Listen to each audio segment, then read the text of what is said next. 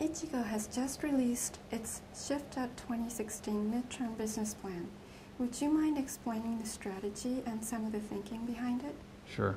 Let me start also by thanking those of you who are joining and watching this. We're really grateful for the time we spend researching our company.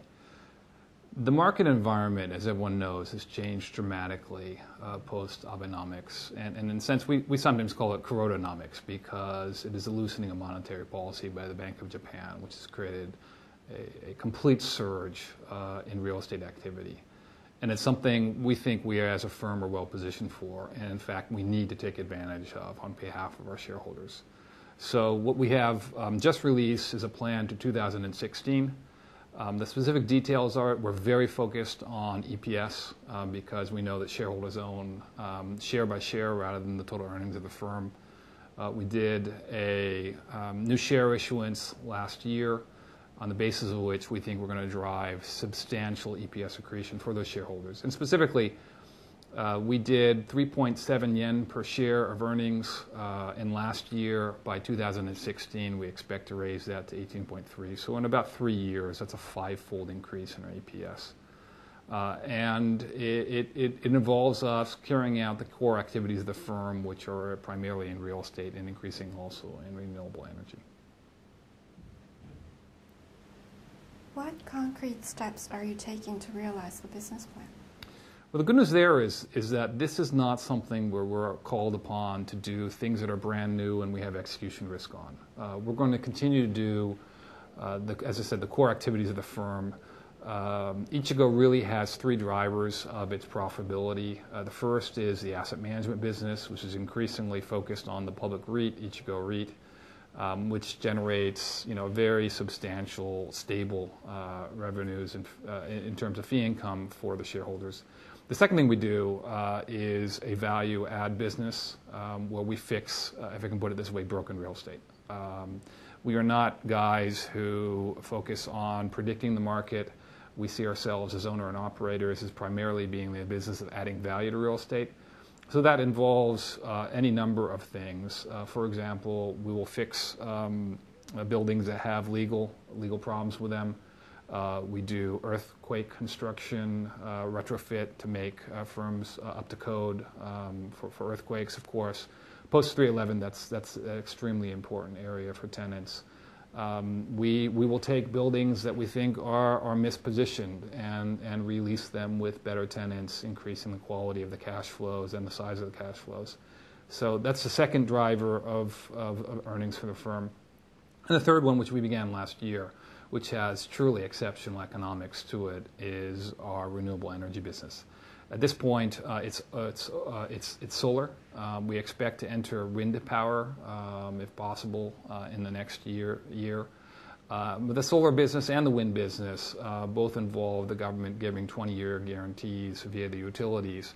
So the stability of the earnings are absolutely enormous. And it's a business that we think there's a lot of value to, not only to our shareholders, but to Japan.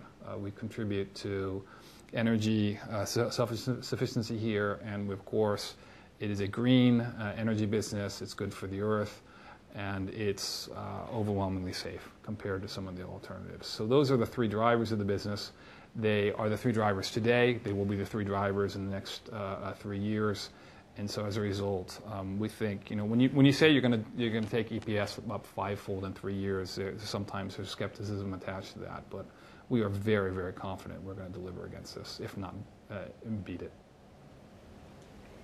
Can you give a sense of current conditions in both the Japanese real estate market and the renewable energy market, and how Ichigo is positioned to capitalize on them? Sure. Let me start with real estate, because that is the core driver of the firm's earnings at this point, although we expect to grow renewable energy very substantially over the next couple of years.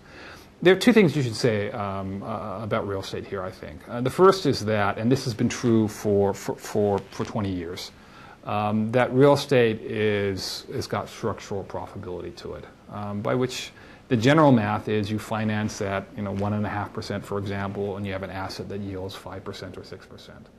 And what that means is you're not taking risk where you need to grow rents, and if you don't grow rents, you're going to have a problem with the asset. It is just enormously structural profitable.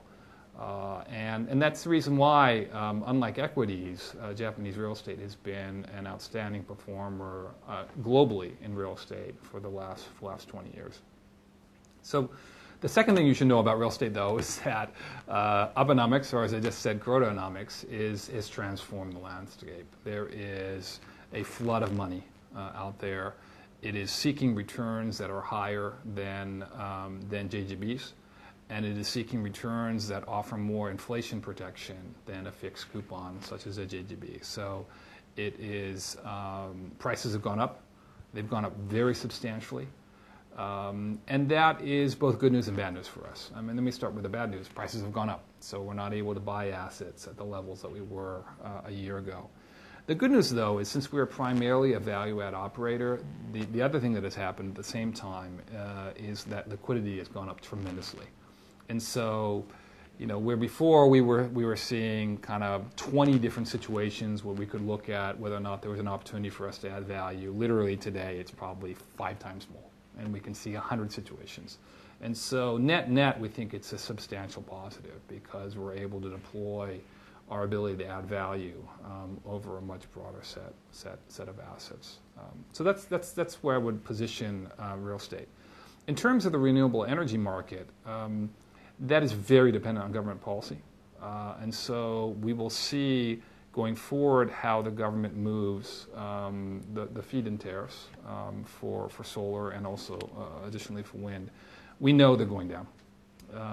And we also know that the cost cutting done at our firm and also the progress of technology means that we can accept cuts in the tariffs and still maintain the economics. So this past year there was a 10% cut in the tariff, and we more than preserved the economics that we had through, again, cost cutting and technology progress. But the one thing I would add, though, is even if prices go down very substantially, the current projects that we have underway, they are all guaranteed 20-year payments. So we understand upfront always the economics to any project, and we only participate in that project if we think those economics are meaningfully positive. And at this point, we're generating returns of 20% plus from our solar projects, and we can expect that to continue into the future. So real estate is an ongoing huge opportunity. The solar business will generate overwhelming economics for 20 years in the current projects, and the focus of the firm is to try to grow that stock of solar business as much as possible, so that will be a very, very meaningful contributor to our earnings over the next couple of years. Any final comments about Ichigo's goals or direction into the future? I think the thing I'd like to say is we understand the responsibilities of a public company. We are a Japanese firm. We are proud to be a Japanese firm. We think Japan is a wonderful society and economy with ongoing dynamism and opportunities for us to serve tenants and to serve our shareholders.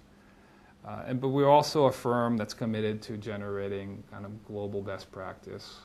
That's certainly true in our corporate governance. We have a majority of our directors are independent. And we are very, very focused on delivering returns for our shareholders.